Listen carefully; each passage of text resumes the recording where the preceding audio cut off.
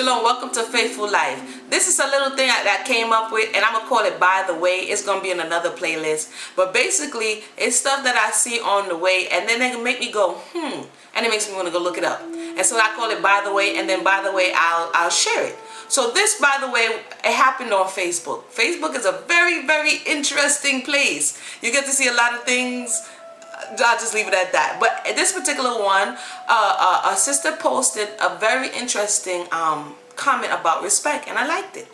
And it was talking about respect and teaching your children to have respect so that when they go out into the workplace, when they will also have respect for others. Thanks for the post, by the way. You know who you are. And then there was some comments. And then I said, today I had some time to think. And I said, respect. That was a word that often, even in my life personally, it seems to get lost in translation. Your thought of respect and another person's thought of respect, it always seems to be different, and this is what causes a lot of contention, even in the world at large. It's called disrespect, and where I come from in the Caribbean community, disrespect is huge. It goes something like this. Oh, you disrespect me? It's huge. You step on a toe, it's disrespect. You didn't say good morning, it's disrespect. You came in and didn't say goodnight, it's disrespect. You know, I grew up then, and the community is just, we're big on respect and disrespect. And so I said, let's see if it is a cultural thing or if it is a human thing.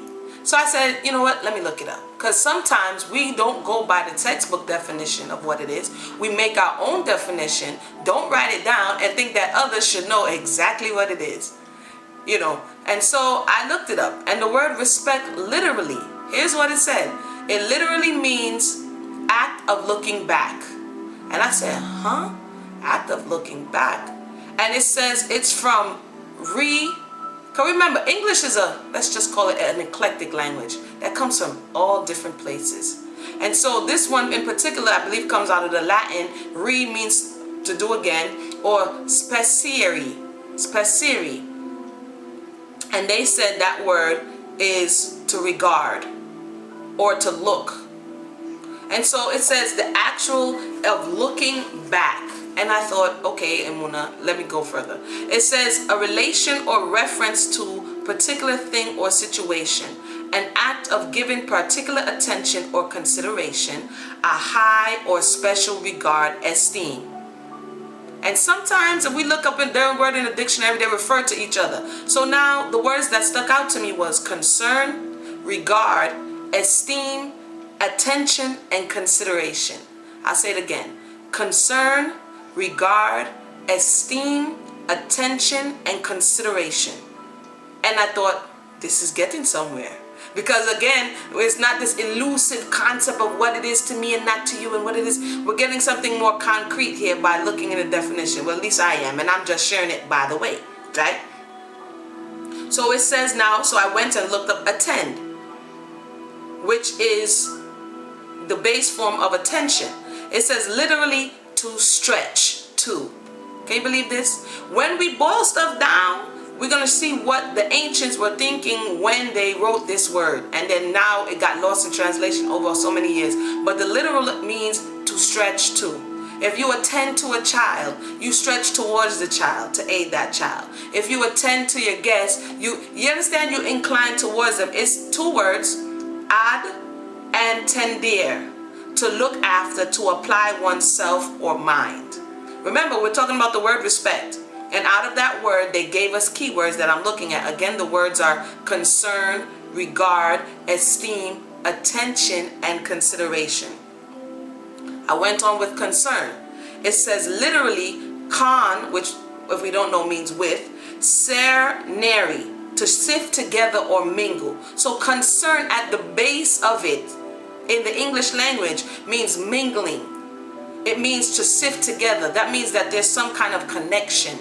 When you're concerned about something, is because you're connected in some way. Your experience in life connected with that experience in life, and this is why you show that concern. When you go on to read the definitions, it says to relate to, engage, occupy, to be of importance, marked interest or regard arising through a personal tie, or relationship. See, the same thing we said. When you're concerned is because there's a personal tie or a relationship, and for this reason, you're showing some kind of regard. Again, the words are concern. So we looked at concern, which is con-cerene, which is to shift together or mingle. We look like attend at the base. It means to stretch to, ad-tendere, right? So we're going to look at regard now. Regard says re-garder, to look back at. The first word, respect, said act of looking back. Regard, where we have the re in front of it, means to do again. Re-garder, and they said it's coming from guard, it means to look back at. I'm going to look back at something or someone. I regarded them.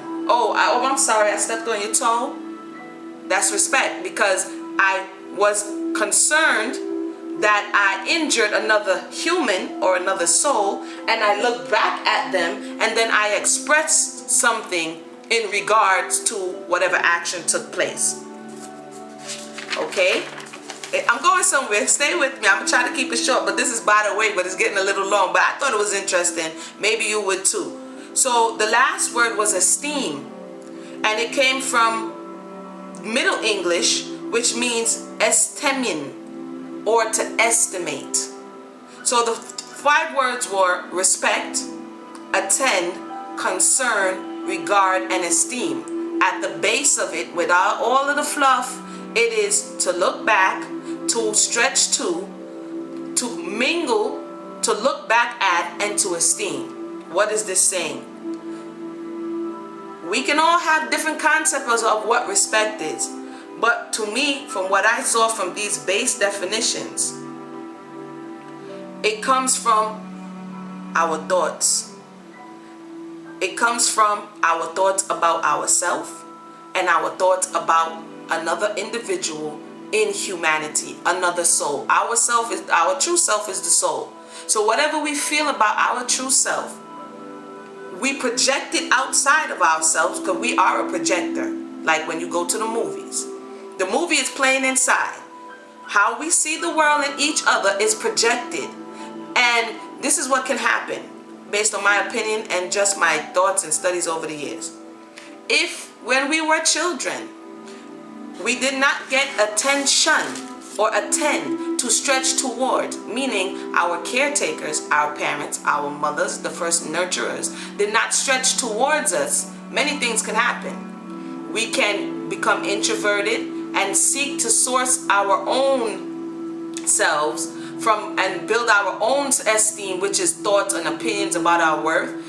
They can go up and get out of control, and we just think we're the best ever. This also could happen if our parents gave us too much attention and they pump that balloon and we're like flying.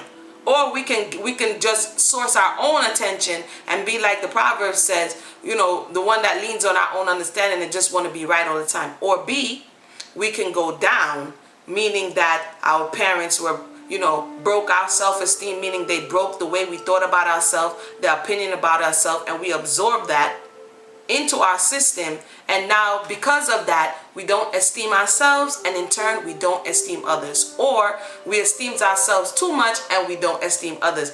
Any imbalance in this whole thing that we're talking about will, to me, arise what is called disrespect. So at the base of it, a respect has to do with to look back, to stretch towards, to sift, meaning that you have a connection. What is the connection? It's called humanity. It's called the soul, and they have the soul, and inside of each one of us is the breath of life. This is why we are animated. This is how I'm able to talk, because the breath of the Most High, the connection between all of us in humanity. I don't care what color you are, I don't care what language you speak, like they say, one blood, one blood. You understand? It's one blood. So therefore the respect level on certain things, like everybody eats, everybody drinks. If you see a man hungry, you feed him, because the respect for the life that's in that individual. If judgment is to come on that individual, the Most High will deliver the judgment on him.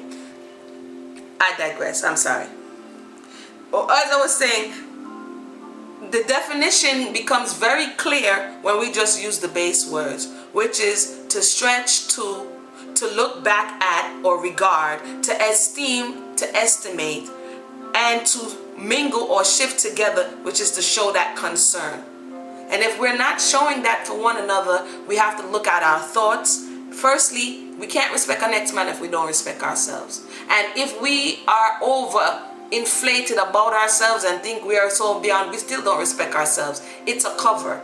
The ego is a cover for the soul. So when the ego is overinflated, it's because there's a broken soul behind it. You see, there's one, I think, book or article I read that's called The False Center. When we see somebody's huge and they're larger than life and they're grandiose and, oh, you don't talk to me, because I am, grand booba, pooba. When you see that, behind that is a hurting soul who had to overinflate their ego in order to protect themselves from the world. So in an aspect, they don't respect the true essence of who they are either. And in so, you are lowly and you are less than me. I will not look back to you because I do not connect to you, because you're not part of me and I'm not part of you. And you understand? Or, oh, I'm so lowly and I'm so low, everybody just step all over me. I don't respect myself either if I carry myself in that way. And so respect has to first start with ourselves. Like the post said, start with the children. Teach them how to pay attention, acknowledgement of another soul or person.